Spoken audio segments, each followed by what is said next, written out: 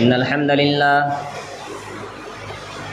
نحمده ونستعينه ونستغفره ونعوذ بالله من شرور أنفسنا ومن سيئات أعمالنا من يهده الله فلا مضل له ومن يضلل فلا هادي له وأشهد أن لا إله إلا الله وحده لا شريك له وأشهد أن محمدًا عبده ورسوله يا أيها الذين آمنوا اتقوا الله حق تقاته ولا تموتن إلا وأنتم مسلمون يا أيها الناس اتقوا ربكم الذي خلقكم من نفس واحدة وخلق منها زوجها وبث منهما رجالا كثيرا ونساء واتقوا الله الذي تساءلون به والأرحام إن الله كان عليكم رقيبا يا أيها الذين آمنوا اتقوا الله وقولوا قولا سديدا يصلح لكم أعمالكم ويغفر لكم ذنوبكم ومن يطع الله ورسوله فقد فاز فوزا عظيما أما بعد فإن خير الحديث كتاب الله وخير الهدي هدي محمد صلى الله عليه وسلم وشر الأمور محدثاتها وكل محدثة بدعة وكل بدعة ضلالة وكل ضلالة في النار أعوذ بالله من الشيطان الرجيم بسم الله الرحمن الرحيم يوم نقول لجهنم هل امتلأت وتقول هل من مزيد وأزلفت الجنة للمتقين غير بعيد هذا ما توعدون لكل أواب حفيظ من خشي الرحمن بالغيب وجاء بقلب منيب ادخلوها بسلام ذلك يوم الخلود وقال الله تعالى في موضع آخر ومن يشاقق الرسول من بعد ما تبين له الهدى ويتبع غير سبيل المؤمنين نوله ما تولى ونصله جهنم وساءت مصيرا وقال النبي الكريم صلى الله عليه وسلم عليكم بسنتي وسنة الخلفاء الراشدين المهديين من بعدي تمسكوا بها وعضوا عليها بالنواجذ وإياكم ومحدثات الأمور فإن كل محدثة بدعة وكل بدعة ضلالة محترم حاضرین جمعہ، سامعین کرام، عیسیٰ علیہ السلام کے آسمان کی طرف اٹھائے جانے کے بعد اس دنیا سے آسمانی تعلق منقطع ہو چکا تھا اور اس رشتہ وحی کو بند ہوئے کم و بیش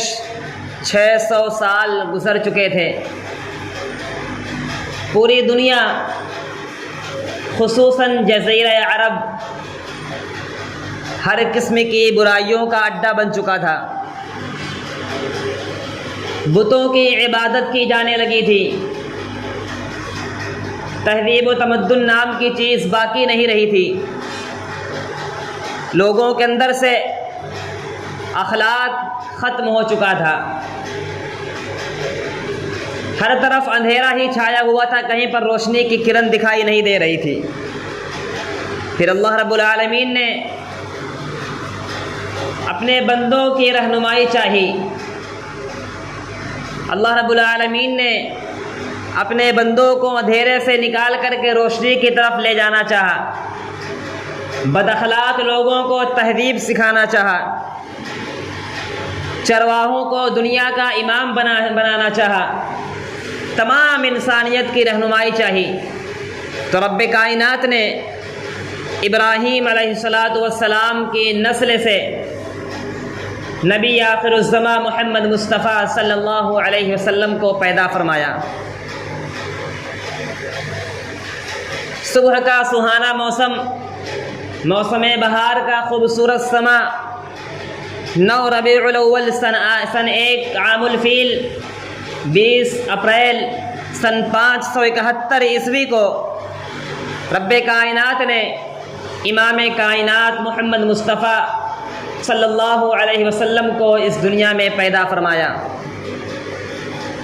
آپ صلی اللہ علیہ وسلم کی پیدائش کے متعلق تاریخ دانوں میں، اتہاس دانوں میں بہت سارا اختلاف ہے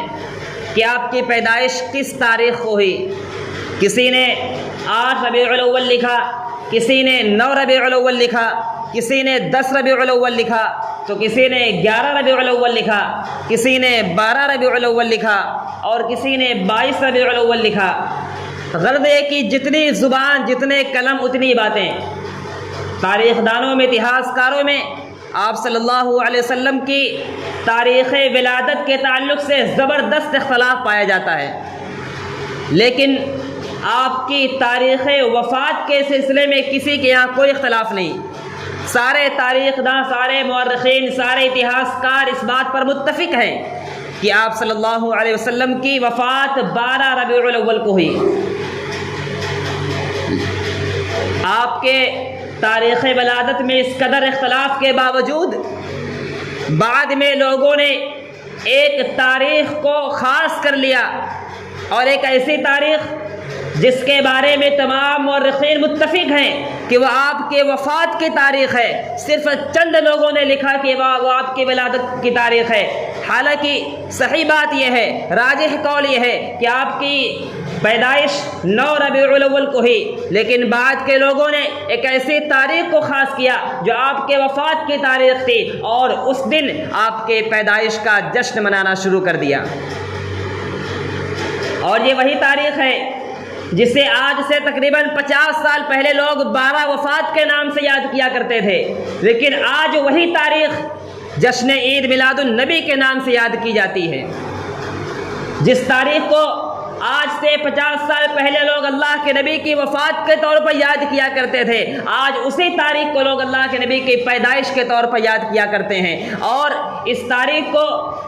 بے انتہا فضول خرچی کرتے ہوئے ایک عالی شان جشن کا اہتمام کیا جاتا ہے۔ غور کرنے کی چیز ہے، یہ امت کے اندر ایک بدعت داخل ہو چکی ہے جس کا خیر القرون میں، جس کے بارے میں اللہ کے نبی نے فرمایا تھا، خیر القرون قرنی ثم الذین یلونہم ثم الذین یلونہم، بہترین زمانہ میرا زمانہ ہے، اس کے بعد بہترین زمانہ وہ ہوگا جو میرے بعد آئے گا، اس کے بعد کا زمانہ بہترین ہوگا۔ آپ نے فرمایا خیر القرون قرنی ثم الذین یلونہم ثم الذین یلونہم، آپ نے 3 زمانوں کو بہترین زمانہ قرار دے دیا، لیکن ان 3 بہترین زمانوں میں اس بدعت کا کہیں دور دور تک نام و نشان بھی موجود نہیں تھا۔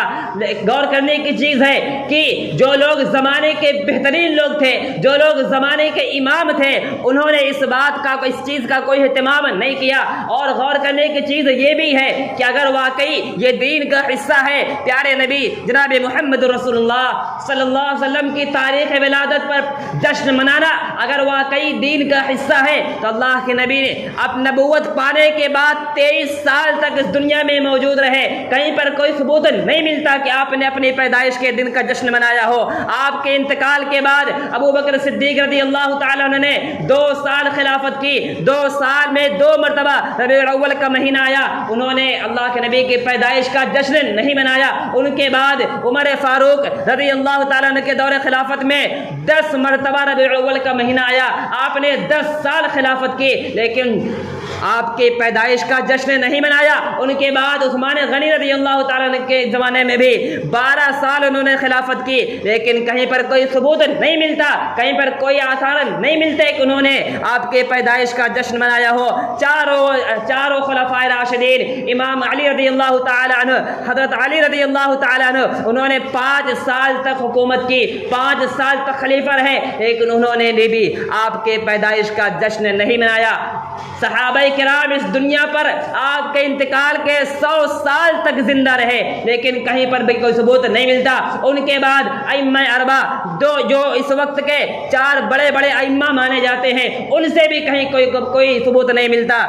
غور کرنے کی چیز یہ ہے کہ اللہ کے نبی کے انتقال کے کئی 100 سال تک اس بات کا کوئی ثبوت نہیں ملتا کہ کسی نے بھی آپ کے پیدائش کا جشن منایا ہو۔ حالانکہ یہ وہ لوگ تھے جو اللہ کے نبی کے ایک حکم پر، ایک اشارے پر جان قربان کر دینے والے لوگ تھے، جو اللہ کے نبی کی سنت سے بے انتہا محبت کرنے والے لوگ تھے۔ لیکن غور کرنے کا مقام یہ ہے کہ آج کے لوگ جو جشن عید میلاد النبی کا اہتمام کرتے ہیں، کیا یہ ان لوگوں سے زیادہ سنت پر عمل کرنے والے تھے؟ کیا ان کی محبت ان لوگوں سے زیادہ بڑھ کر کے ہے جو ایک اشارے پر جان قربان کرنے والے لوگ تھے؟ لیکن یہ بدعت، یہ خرافات امت کے اندر پیدا کیسے ہوئی؟ آپ صلی اللہ علیہ وسلم کے انتقال کے کئی 100 سال بعد عبیدیوں نے، جو اپنے آپ کو فاطمی کہا کرتے تھے، ان لوگوں نے یہ بھی اس بدعت کی ایجاد کی۔ اور یہ وہ لوگ تھے جو میلاد نبی، میلاد علی، میلاد حسن، میلاد حسین، میلاد فاطمۃ الزہرا بنانے کے ساتھ ساتھ عیسائیوں کے تہوار، مجوسیوں کے تہوار بھی خوب شان و شوکت کے ساتھ منایا کرتے تھے۔ اور عیسائیوں میں ان کے نبی کے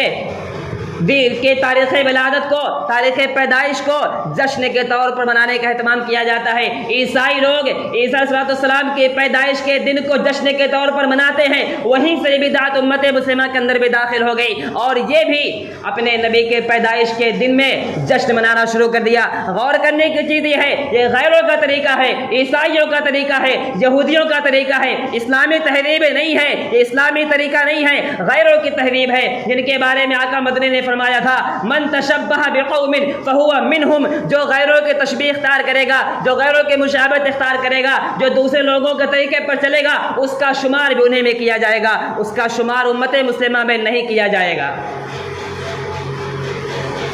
کئی 100 سال گزر گئے لیکن کسی نے نہیں منایا۔ بعد کے لوگوں نے اس بدعت کو شروع کیا، اور اتنے زور و شور سے شروع کیا کہ آج تک وہ بدعت ختم نہ ہو سکی۔ اور جو لوگ اس بدعت کا اہتمام نہیں کرتے، انہیں گستاخ رسول کا تمغہ بھی دیا جاتا ہے،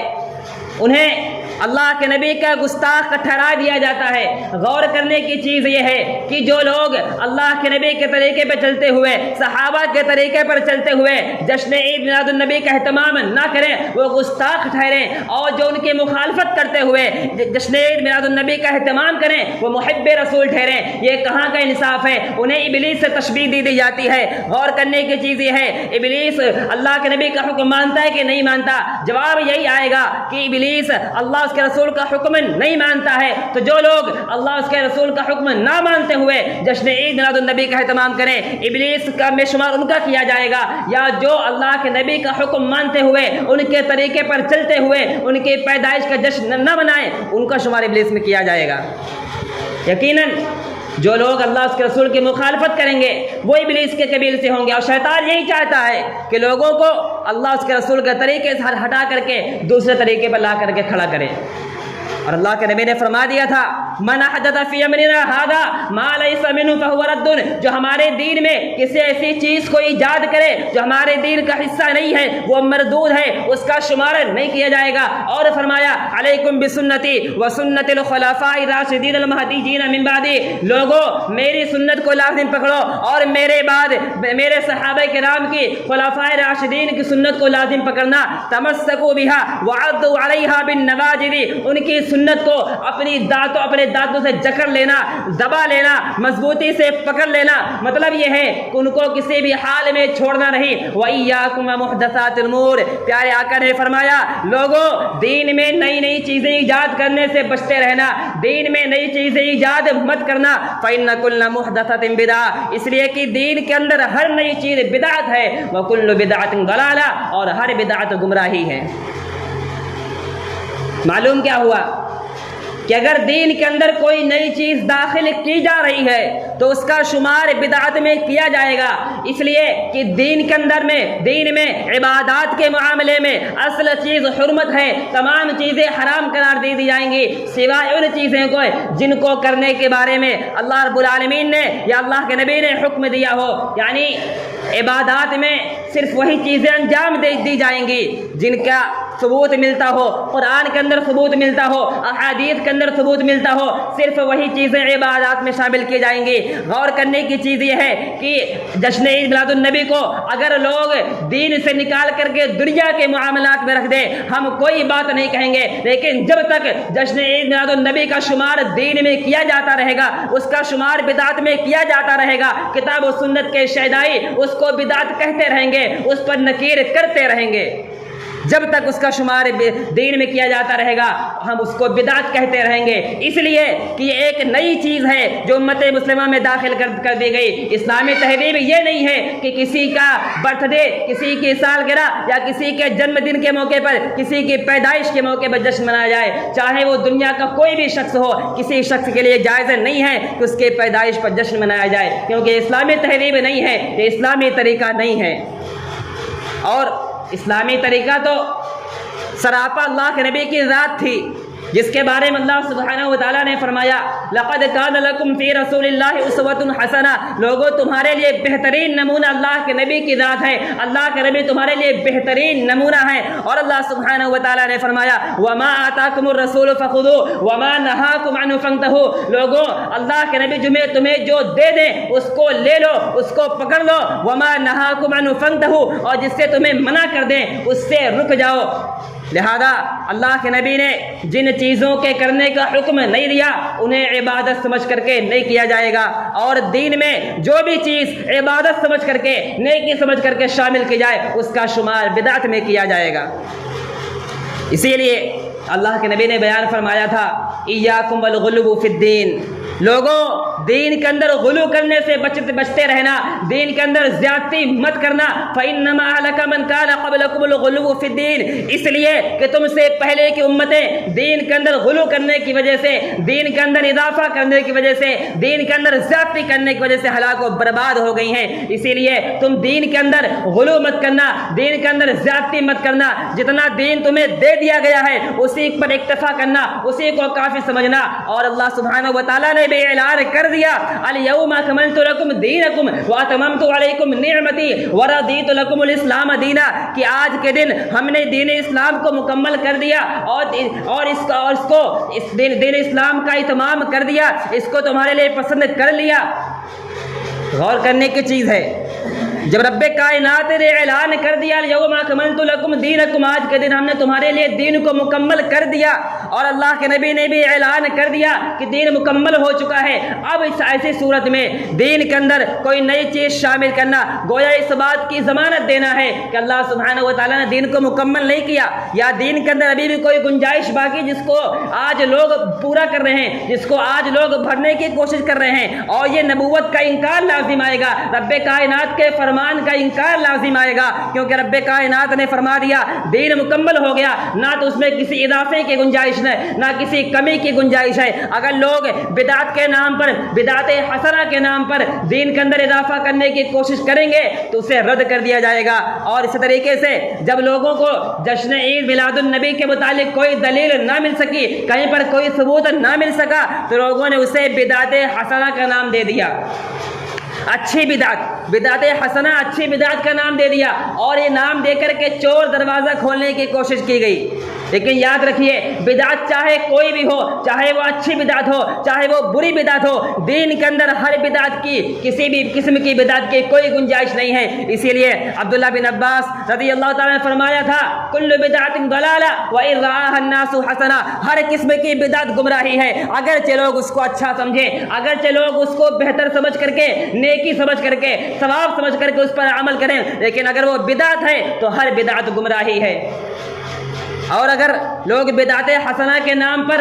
دین میں اضافہ کرنے کی کوشش کرتے ہیں تو انہیں رب العالمین کے قہر سے، رب العالمین کے غضب سے، رب العالمین کے غصے سے ڈرنا چاہیے، کیونکہ رب العالمین کے فرمان کا انکار کر رہے ہیں۔ اور دین کے اندر چاہے وہ بہترین اضافہ ہو چاہے وہ برا اضافہ ہو، کسی بھی قسم کے اضافے کی گنجائش نہیں ہے، اور یہ کوئی نئی چیز نہیں ہے۔ صحابہ کرام نے بھی اپنی سمجھ سے، اپنی عقل سے بہترین اعمال کرنے کی کوشش کی تھی۔ اماں عائشہ صدیقہ رضی اللہ تعالیٰ بیان کرتی ہیں کہ ازواج مطہرات کے پاس 3 آدمی آتے ہیں اور وہ آ کر کے اللہ کے نبی جناب محمد رسول اللہ صلی اللہ علیہ وسلم کے معمولات، آپ کے عبادات کے بارے میں سوال کرتے ہیں، انہیں بتایا جاتا ہے تو وہ کہتے ہیں، ان میں سے ایک کہتا ہے کہ اب میں اپنی زندگی میں پوری رات صرف نماز پڑھتا رہوں گا، دوسرا کہتا ہے کہ اب میں اپنی زندگی میں پوری زندگی روزہ رکھتا رہوں گا، تیسرا کہتا ہے کہ اب میں اپنی زندگی میں کبھی شادی نہیں کروں گا۔ یہ باتیں انہوں نے اس لیے کی جب انہیں بتایا گیا کہ اللہ کے نبی رات میں اتنی عبادت کیا کرتے ہیں، اتنے زیادہ نفلی روزے رکھا کرتے ہیں، یا اتنی نمازیں پڑھا کرتے ہیں، ان لوگوں نے سمجھا کہ اللہ کے نبی کے تمام اگلے پچھلے تمام گناہ معاف کر دیے گئے ہیں، تب آپ اتنی عبادت کیا کرتے ہیں، ہمارے گناہ معاف نہیں ہوئے ہیں، ہمیں اس سے زیادہ عبادت کرنے کی ضرورت ہے۔ اس لیے لوگوں نے کہا اب میں زندگی بھر نماز پڑھتا رہوں گا، اب میں زندگی بھر روزے رکھتا رہوں گا، یا اب میں شادی ہی نہیں کروں گا تاکہ مجھے عبادت کرنے میں کسی قسم کی کوئی دشواری نہ آئے۔ اللہ کے نبی تشریف لاتے ہیں، آپ کو بتایا جاتا ہے کہ 3 آدمی آئے تھے، انہوں نے ایسے ایسی باتیں کی ہیں۔ اللہ کے نبی فوراً کو بلواتے ہیں اور ان سے کہتے ہیں کیا تم نے ایسی باتیں کی ہیں؟ انہوں نے کہا ہاں، ہم نے کہا ہے کہ ہم اب رات میں نماز پڑھیں گے، سوئیں گے نہیں، ہم زندگی بھر روزہ رکھیں گے۔ تیسرے نے کہا کہ ہم شادی نہیں کریں گے۔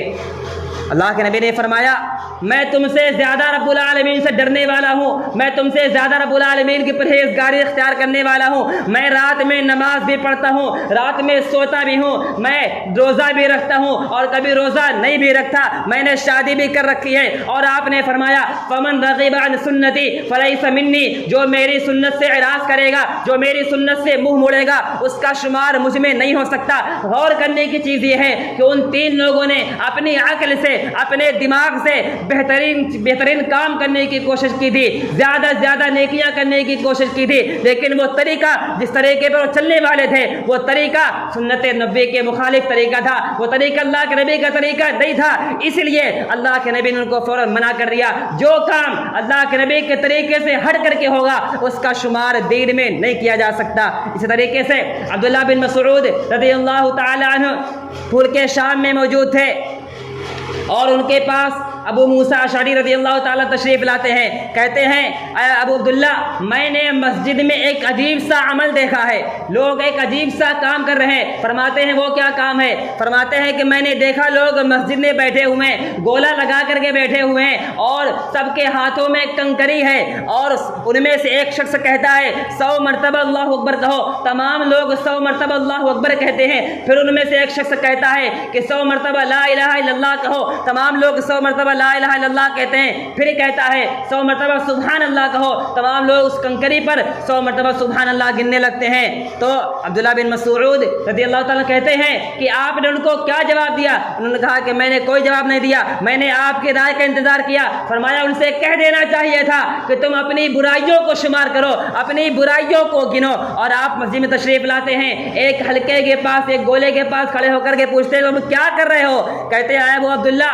ہم ان کنکریوں ہڈیوں پر لا الہ الا اللہ، اللہ اکبر، سبحان اللہ شمار کر رہے ہیں، یعنی ہم تکبیر پڑھ رہے ہیں، اللہ رب العالمین کی تسبیح بیان کر رہے ہیں۔ فرماتے ہیں امت مسلم تم پر افسوس ہو، ابھی اللہ کے نبی کے صحابہ موجود ہیں، اللہ کے نبی کے کپڑے بوسیدہ نہیں ہوئے، اللہ کے نبی کے برتن بھی نہیں ٹوٹے۔ مطلب یہ تھا کہ اللہ کے نبی کو اس دنیا سے گئے ہوئے زیادہ وقت نہیں گزرا ہے، اور تم لوگوں نے ایک نئی چیز شروع کر رکھی ہے۔ تمہیں چاہیے تھا کہ تم اپنے گناہوں کو شمار کرو، اور میں اس بات کی ضمانت دیتا ہوں اگر تم یہ عمل نہیں کرو گے تو بھی تمہارے کسی بھی نیکی میں کوئی کمی واقع نہیں ہوگی، اور یہ عمل کر کے یا تو تم نے اللہ کے نبی سے بہتر کوئی طریقہ ایجاد کر لیا ہے یا تم گمراہی میں پڑ گئے ہو۔ غور کرنے کی چیز ہے، وہ لوگ ایک بہترین کام کر رہے تھے، رب العالمین کی تکبیر بیان کر رہے تھے، رب العالمین کی تسبیح بیان کر رہے تھے، اس کی حمد و ثنا کر رہے تھے، لیکن ان کا طریقہ وہ طریقہ محمدی کے مخالف طریقہ تھا، اللہ کے نبی کے مخالف طریقہ تھا۔ اس لیے عبداللہ بن مسعود رضی اللہ تعالیٰ عنہ نے ان کو وہاں پر روکا اور منع کیا۔ وجہ یہ ہے کہ جو بھی عمل، جو کام اللہ کے نبی کے طریقے سے ہٹ کر کے ہوگا، طریقہ محمدی سے کے علاوہ ہوگا، وہ عمل، وہ کام، وہ عبادت قبول نہیں کی جائے گی۔ اسی لیے دین کے اندر ہر اس عمل کو بدعت قرار دیا جاتا ہے جسے لوگ عبادت سمجھ کر کے، نیکی سمجھ کر کے انجام دینے کی کوشش کرتے ہیں، اور اسی میں یہ جشن عید میلاد النبی کا شمار کیا جائے گا۔ اس لیے لوگ اسے عبادت کرتے ہیں، عبادت سمجھ کر کے اس کام کو انجام دیتے ہیں، اور اس دن لوگوں کے اعتقاد، لوگوں کے عقیدے بھی عجیب و غریب ہوا کرتے ہیں۔ لوگ عجیب و غریب عقیدہ رکھتے ہیں، اور ان عقیدوں کو نہ رکھنے والے یا جشن کا اہتمام نہ کرنے والے لوگوں کو گستاخ قرار دیا جاتا ہے، حالانکہ اصل گستاخی تو وہی کرتے ہیں، کیک پر اللہ کے نبی کا نام لکھ کر کے اس کو چاقو سے کاٹ کر کے کھا جانا، اللہ کے نبی کا نام جھنڈیوں پر لگا کر کے ان جھنڈیوں کو بعد میں کوڑے دان میں پھینک دینا، اصل گستاخی تو یہ ہے۔ لیکن افسوس لوگ یہ کام نہ کرنے والوں کو گستاخ قرار دیتے ہیں، اور عجیب عجیب عقیدے بھی رکھتے ہیں۔ وہ عقیدہ کیا ہے؟ عقیدہ یہ ہے کہ اس جشن میں، ہمارے اس جشن میں اللہ کے نبی کی روح تشریف لائے گی، اللہ کے نبی کی روح آئے گی، جو کہ سراسر باطل عقیدہ ہے۔ اور یہ بھی عقیدہ رکھتے ہیں کہ اللہ کے نبی صلی اللہ علیہ وسلم آج زندہ ہیں، جو کہ یہ بھی باطل عقیدہ ہے۔ اللہ کے نبی کی وفات بھی ہو چکی ہے۔ رب کائنات نے قرآن مجید میں کئی سارے مقامات پر اس بات کا تذکرہ کیا، انک میت وانہم میتون وما جعلنا لبشر من قبلک الخلد افئن مت فهم الخالدون۔ لیکن افسوس لوگ اس بات پر توجہ نہیں دیتے۔ غور کرنے کی چیز یہ ہے کہ جو حقیقت ہے، جو اس دن واقع ہوا، اس دن اللہ کے نبی کا انتقال ہوا، لوگوں نے اس کو ماننے سے انکار کر دیا، اور جس کے بارے میں شک ہے کہ واقعی اللہ کے نبی کی پیدائش اس دن ہوئی کہ نہیں ہوئی، لوگوں نے زبردستی اس پر عمل کرنا شروع کر دیا۔ اگر کوئی انسان سنت پر چلتے ہوئے ایک معمولی سا عمل کرتا ہے، اس معمولی سے عمل سے بھی وہ اعلیٰ مقام پا سکتا ہے، لیکن اگر کوئی انسان بدعت پر چلتے ہوئے دن رات اس پہ لگ جائے، دن رات عمل کرتا رہے، دن رات بدعت کو اختیار کر کے عبادات کرتا رہے، اسے کوئی بھی فائدہ ہونے والا نہیں ہے۔ اور ایک سوال یہ بھی بنتا ہے کہ کیا جتنا ثابت شدہ دین تھا، جتنے دین کے احکام و مسائل ہیں، جتنے دین کے اندر عبادات ہیں، جتنے دین کی تعلیمات ہیں، کیا ان تمام تعلیمات پر عمل ہو چکا ہے جو امت کو بدعت حسنہ کی ضرورت پڑ گئی؟ جواب یہی آئے گا کہ آج بھی ایسی بہت ساری چیزیں ہیں جس پر لوگ عمل نہیں کر رہے ہیں۔ جو چیز ثابت ہے، جو چیز دین کا حصہ ہے، لوگ اس پر عمل کرنے سے رہے ہیں، اس پر عمل کرنے سے پیچھے بھاگ رہے ہیں، لیکن جو دین کا حصہ نہیں ہے لوگ اس پر عمل کرنے کے لیے دوڑے چلے جا رہے ہیں۔ وجہ یہ ہے کہ لوگوں نے طریقہ محمدی کو چھوڑ دیا، غیروں کے طریقے کو اختیار کر لیا، اور وہ طریقہ یہود و نصارہ کا طریقہ ہے، غیروں کا طریقہ ہے، جن کے بارے میں اللہ کے نبی نے فرمایا تھا لوگوں یہود و نصارہ کی پیروی مت کرنا، یقیناً جو گمراہ کرنے والی قوم ہے۔ اور آج یہی دیکھا جا رہا ہے کہ لوگ انہی کے طریقے پر چلتے ہوئے برتھ ڈے منا کر کے، سالگرہ منا کر کے، پیدائش کا جشن منا کر کے ان کے طریقے پر چلتے ہوئے عمل کرتے ہیں، اور جو اسلامی تہذیب ہے، اسلامی طریقہ ہے، اس کو چھوڑ بیٹھے ہیں۔ ضرورت ہے کہ ہم اسلامی تہذیب کو اپنائیں۔ اسلامی تہذیب یہ ہے کہ کسی کے پیدائش کے دن کا جشن منانا جائز نہیں ہے، چاہے وہ نبی ہو، چاہے وہ امام ہو، چاہے وہ متقی ہو، چاہے کوئی بھی شخص ہو، اگر وہ انسان دنیا میں آیا ہے اور دنیا میں پیدا ہوا، اس کے پیدائش کا جشن منانا کسی کے لیے بھی جائز نہیں ہے۔ اور اس تعلق سے لوگ بے شمار دلیلیں بھی دیتے ہیں، عجیب و غریب دلیل بھی دیتے ہیں۔ ایک دلیل یہ دیتے ہیں کہ اللہ کے نبی نے سوموار کے دن میں روزہ رکھا۔ یقیناً اللہ کے نبی نے سوموار اور جمعرات کے دن کا روزہ رکھا، لیکن آپ نے 12 ربیع الاول کا روزہ نہیں رکھا۔ یہ اللہ کے نبی کی سنت ہے کہ سوموار کے دن کو اور جمعرات کے دن کو روزے سے گزارا جائے۔ اللہ کے نبی فرماتے ہیں کہ سوموار کو، جمعرات کو بندے کے اعمال رب العالمین کی بارگاہ میں پیش کیے جاتے ہیں، اور میری خواہش یہ ہے کہ جب میرا عمل رب العالمین کی بارگاہ میں پیش کیا جائے تو اس وقت میں روزے سے ہوں۔ یقیناً یہ ایک عظیم سنت ہے، اس سنت کو زندہ کرنے کی ضرورت ہے۔ اگر ہم واقعی اللہ کے نبی سے محبت کرتے ہیں، اگر ہم واقعی ان سے سچی محبت کرتے ہیں، ہونا یہ چاہیے کہ ہم سوموار کے دن کو روزہ رکھیں، لیکن روزہ رکھنے کی بجائے، دین پر عمل کرنے کی بجائے خرافات میں ہمارا وقت زیادہ ضائع ہوتا ہے۔ اور ایک اور دلیل دی جاتی ہے کہ آدم علیہ السلام کو فرشتوں نے سجدہ کیا تھا، ان کی پیدائش کا جشن منایا گیا تھا، حالانکہ آدم علیہ السلام کی پیدائش نہیں ہوئی تھی، ان کو اللہ سبحانہ و تعالی نے تخلیق کیا تھا، اور وہاں پر اللہ رب العالمین نے حکم دیا تھا،